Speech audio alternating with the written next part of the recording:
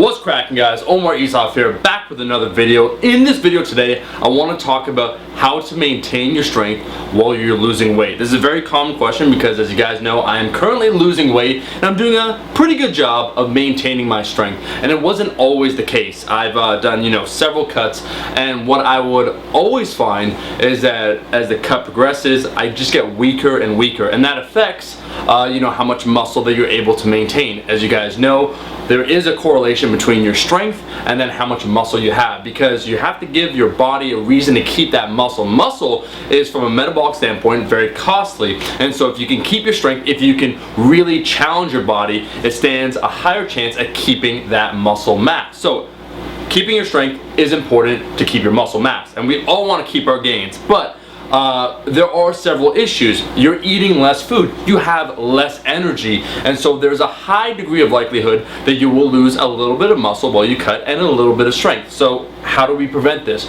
I'm going to give you my top 3 tips. Just recently today, actually, I hit, I guess you'd call it a volume PR. I tied something that I would have hit had I not been cutting, but that just shows that I'm on the right path, because essentially even 14 pounds down, I'm pretty much the same strength level, and that's a good sign. It's a sign that the cut is going well. But I'm going to give you 3 tips, my top 3 tips right now, how to maintain your strength while you're trying to lose weight. My top tip would be to start with a smaller deficit, and here's why. The larger the deficit you have, it is true the more weight you'll lose, but also the less energy you'll have. And think about that.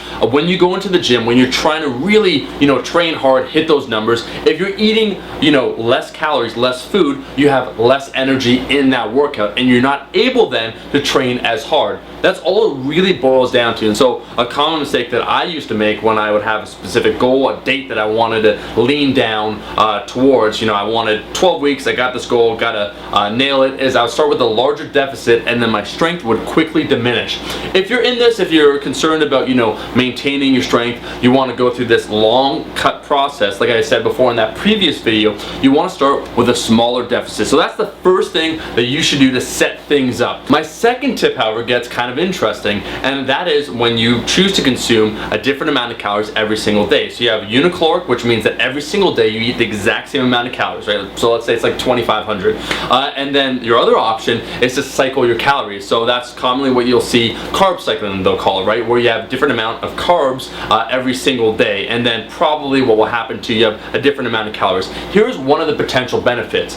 One of the potential benefits for you is that because you eat more food, hopefully on your training days, so when you break it down, let's say you train 4 days a week, so you have 3 days off, you would consume, these are rough approximations, but you consume probably like 2,700 calories on those training days, and then you consume around 2,200 calories on your non-training days. I already talked about weekly versus daily calories. I'll link that video in the description below, but essentially what it means is that as long as throughout the week you average around the same amount of calories as you would daily, the results would be practically the same. And so if you do something like carb cycling, where on the training days, the days that you really got to train hard, you got a huge squat session coming up, that's a day you're going to consume more calories. It makes sense, right? You want to have that fuel for that workout, for that day. Your energy needs to be high. On the other hand, when you're just chilling at home, maybe going for a walk, maybe playing Pokemon Go, that's not as important. On the day off, you don't have to consume as many calories. So you would then lower your carbs, you lower your total caloric intake,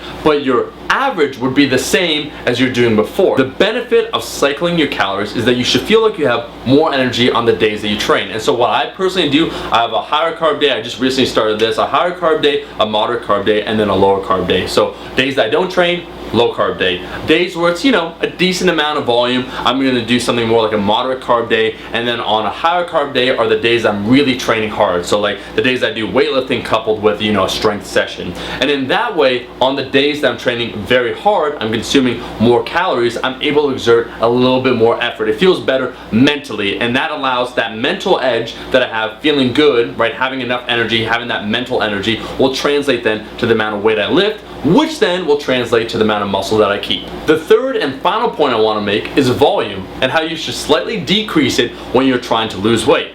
Yes, it is true. You should be pushing your body as hard as possible when you're cutting. You got to give your body a reason to keep that muscle mass. But because you're in a deficit, you can only handle so much volume.